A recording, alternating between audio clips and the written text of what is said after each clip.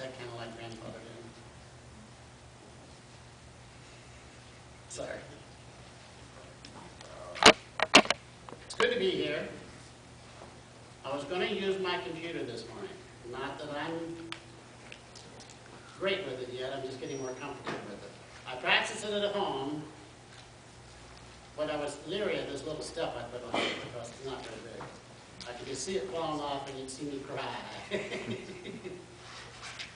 So it's in the office, and it was a good thing because I loaned Jeff the cord along with the projector and the screen, and since he still has it, I didn't want to run it off his battery.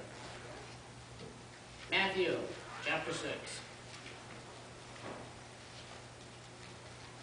The same account of this section of the Sermon on the Mount is also found in Luke, word for word. And following Ben's lesson plans, I'll try and cover 9 through 24, and next week Ben will pick up at verse 25.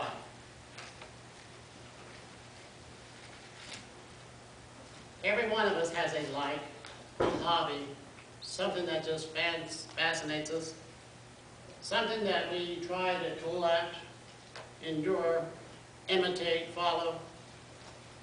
Jesus is talking to these Jews who have been listening to him on the Sermon on the Mount, how they should live.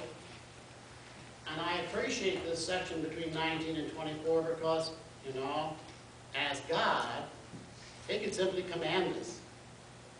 But rather, this is what you should, this is what you should not do, and here's the reasons why. I like Jesus' form of teaching. I would like to imitate it more often.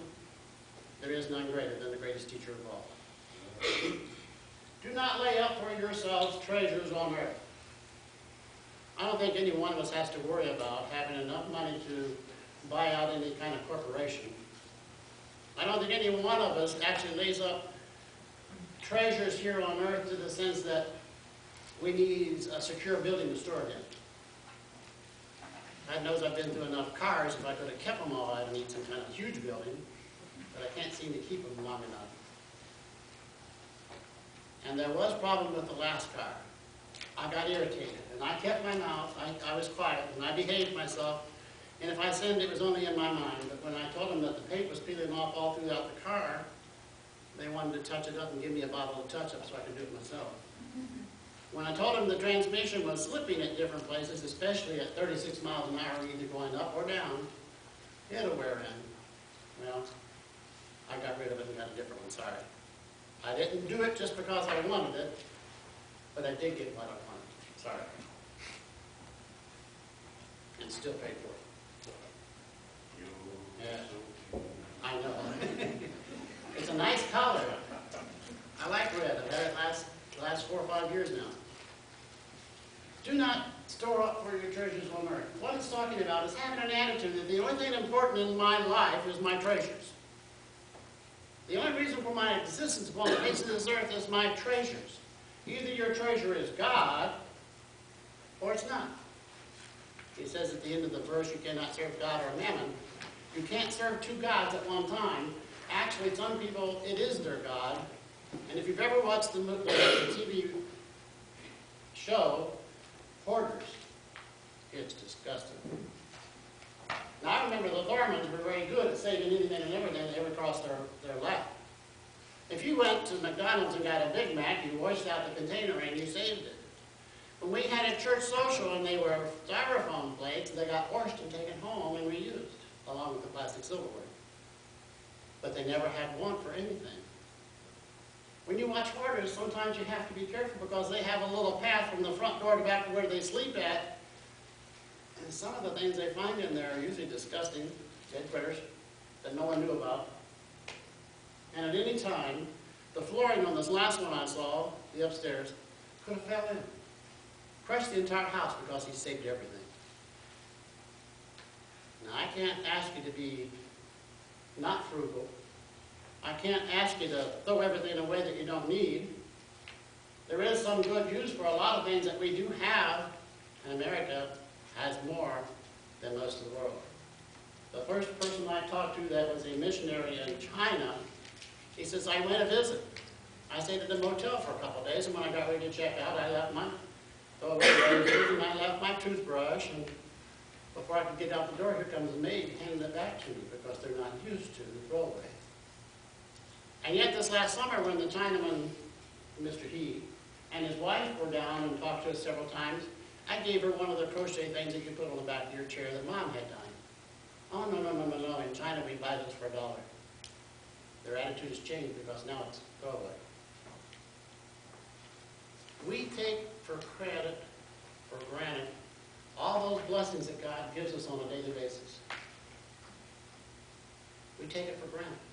We don't save up the good things that God gives us and use them for purposes that would help someone else in need or to even further His cause.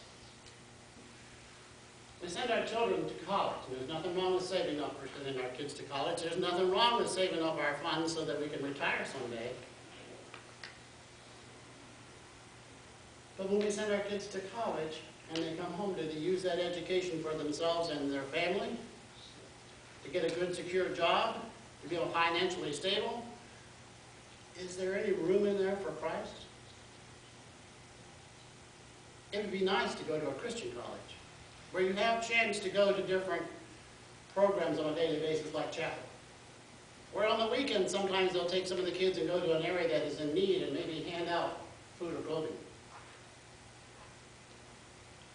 There are people who save cars. There are people who save magazines.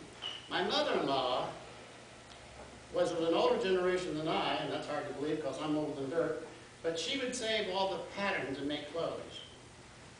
Even though you could go to Walmart or Kmart and buy it for a couple of dollars. And she would make her own clothes. Well, she didn't just have a few, she had thousands and thousands of them. She built an entire large bedroom.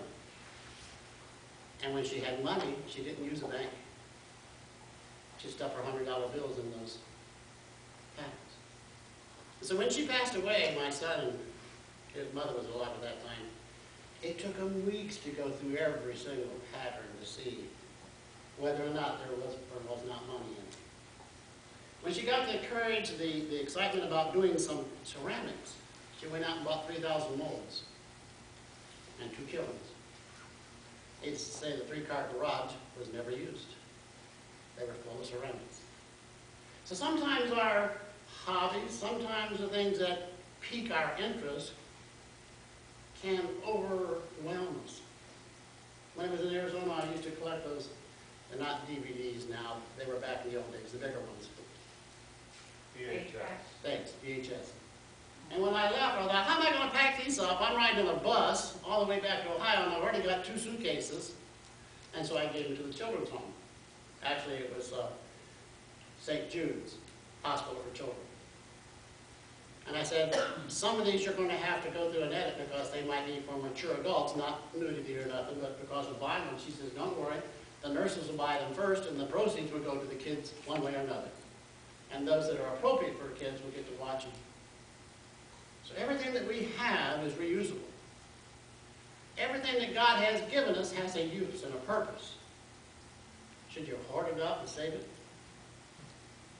Hoard it up until you're so old you can't use it?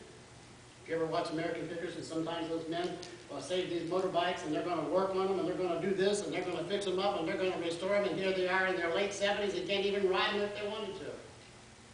And they're still there and they're still holding on to them. Their kids don't want to have anything to do with it, but there it is. God said, don't hoard up those things that are on earth because they'll either rust or someone will break in and steal them. It's nice when He uses things that people are appropriate to, people are used to in their everyday use. Houses oftentimes in that century were made out of stone and wood and hay, and it was easy to shove down a wall if you're a big man. Talk about break in and steal, they literally meant break in and steal. If you had a thatched roof, all you had to do was climb up on top and take the thatch off and go in. You remember the man who was so ill that he had to be lowered down through the rooftop? So they understood that for a thief to break into your house and take something that you had was imminent. Moth and rust. In the first century, there were no designer clothes.